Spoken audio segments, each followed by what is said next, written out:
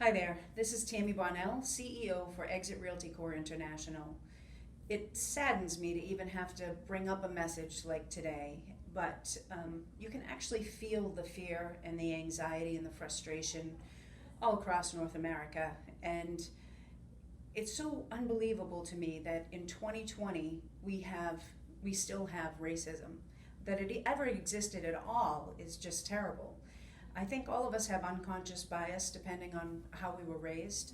Seeing things come to this extreme is unbelievable. First and foremost, let me say to anyone of color, as from mother to mother, parent to parent, human to human, peer to peer, there's no way I can imagine how you feel. I can't say I know how you feel because I don't. I don't know what it's like to send somebody out and worry about whether they're going to be safe or not. I don't know that feeling, but I do know that it's wrong and that all of us need to come together as a community.